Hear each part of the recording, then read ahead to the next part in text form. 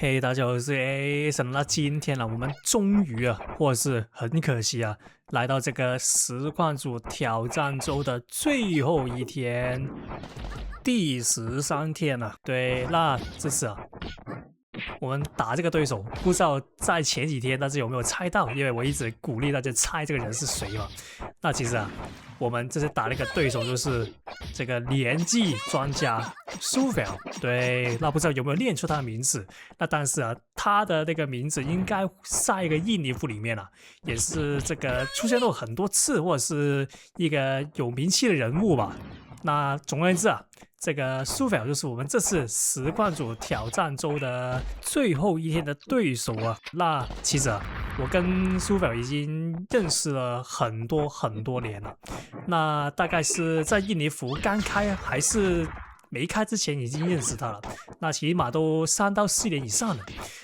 那這個也是那個事情或者是事件的那個答案，就是之前有觀眾問過我為什麼會認識這個印尼服的實況主 Adam。那其實就是因為發生一些事情來從而導致那個蘇菲爾間接介紹了這個 Adam 讓我認識，所以的話這個就是我認識 Adam 的那個主要原因了。那希望這個答案可以解答你們心中一直以來的那個疑問所以的話，蘇菲爾也是我們的好朋友之一那這次我們就來看一場跟蘇菲爾打的一場精彩的這場比賽。對，那剛才所說他是一個連擊，是一個非常之厲害的玩家。對，但是我們這次着重的重點，除了他的那些普接技巧之外，還有的一點就是這場比賽將會是一場非常之刺激的反應跟計謀的一場比賽。那這場比賽你會看到兩邊都會用不同的計謀把對面抓來抓去，就是你抓我，我抓你，然後你奪我的攻擊，我奪你的攻擊。所以的話，這場比賽真的是非常之刺激。對，那這次我們再說題外話吧。那大家也知道，這一場印尼服的這一場在最近已經更新了。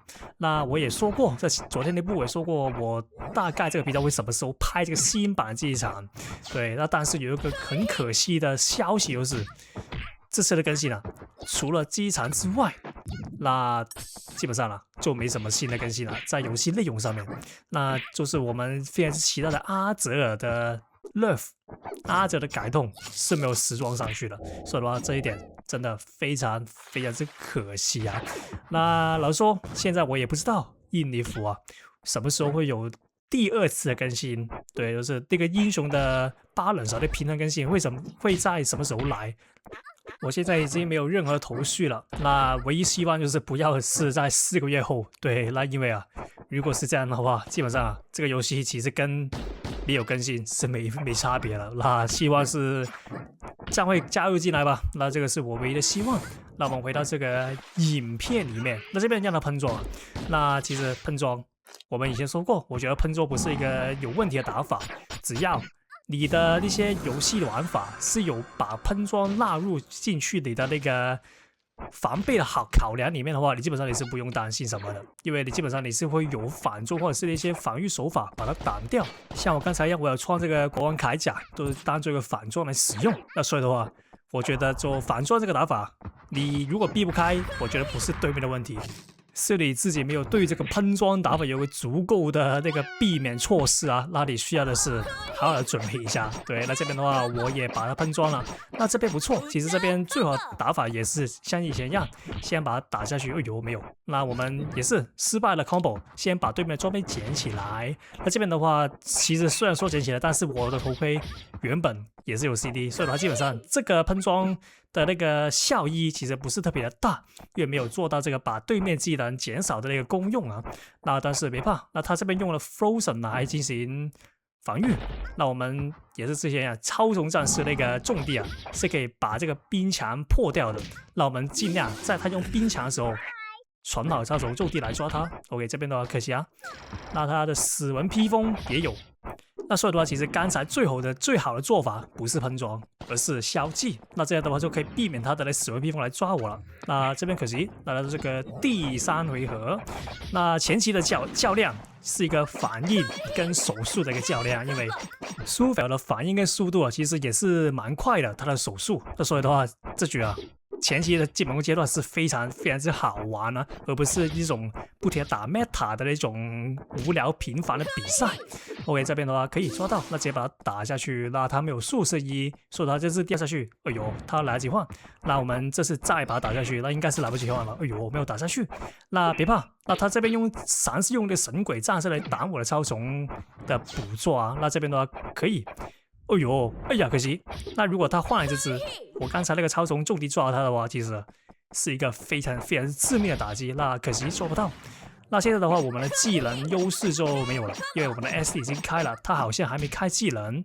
那我們如果在技能階段比較劣勢的時候，其實我們要做的是不是要傳技能，是要進攻的更加進取，來不要把這個技能壓到最後，因為這樣的話，你的那個劣勢會越來越大，就是你的技能劣勢越來越大。那這邊直接把它抓住啊，我們就小一點拉一點距離，因為他有反裝，對。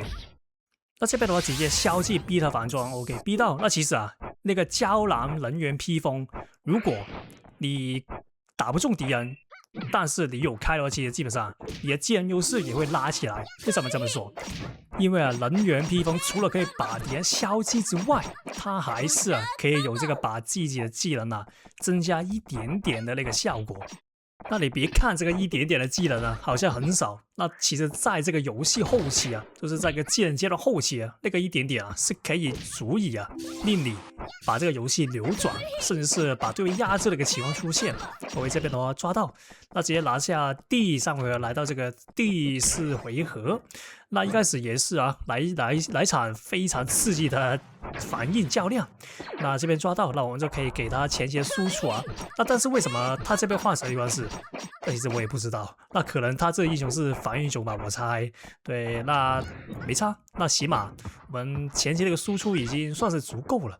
那 OK， 這邊小一點別讓他吃到。OK， 抓到，那直接再來給他黑毛 combo。對，那這邊可惜一點是位置不夠，那直接打他下去那也行那有一個比較好的一點是，他雖然是有用 Start， 但是他沒有做這個反 Spawn Camp 的行為那對我來說是一個好事。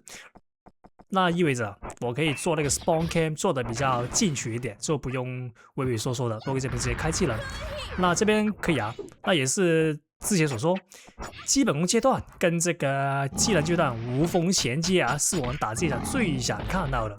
OK， 但是那個優勢，剛才那個無縫銜接優勢被對面打斷了，那沒差，那我們就盡量又是用盔甲來抓他，那把這個優勢慢慢的打回來。OK， 這邊我給抓到。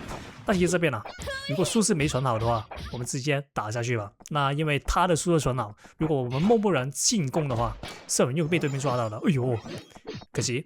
那這邊其實這個披風中了，基本上你就跑不了了。因為我記得這個披風好像中了，你就除了防禦之外什麼都不能做，所以的話好像連技能都不能開所以的話是非常之厲害的一件披風那這裡的話也是跟之前所說那個 Frozen 的冰牆是可以用超重重地來破解的，所以的話就沒有什麼太大威脅性。那我們就盡量在他開冰牆的時候，我們用 Alpha 的重地來抓他。我這邊可以如果他開始他的普階的話，我們直接用反英雄，因為通常這種普階練了很久普階的玩家，他們的那些普階都失敗率都很低，所以基本上只要你被抓到，直接開反英雄就行了。那這邊抓到，繼續給他黑毛 combo OK， 哎呦，那這邊其實我已經知道，終於知道為什麼他被我黑毛打到要用這個神鬼戰士了。那其實就是因為他要用這個功夫小龍頭盔來防禦我的那個黑毛 combo， 因為他直接用了頭盔就可以解除我的黑毛彈地那這個想法老實說真的不錯。那這邊可以，那我們盡量把那個重低存好，如果沒有的話直接開 SD 抓他，因為其實這個冰牆它也算是一個滾雪球的一招攻擊那如果你沒有信心把它短時間內抓住的話，我們盡量用技能打斷了攻勢，不然的話就会像我一樣不停讓他抓到，然後那個血量會壓得非常之低。那這邊的話直接用技能，我們就別省技能了。那可以抓到，那這邊的哎呦可以，那我們直接開反裝。那這邊頭盔還有我們就把頭盔留一下，因為這個血量其實如果你沒有反裝的話，你會非常之危險。那這邊反裝看準一點再用，因為這個頭盔用完之後，我們基本上就不能再出任何的錯誤啊。這邊的我抓到，那把它踢下去，哎呦，可惜踢不下。那我們想一點啊，這邊的話換，哎呦，換不來不及換這個跌傷英雄，那我們容錯只剩一次，我給抓到。其實這裡最好的做法是傭兵423槍也很厲害，但是我們這個血量只能賭一下黑毛空波能不能把它收掉。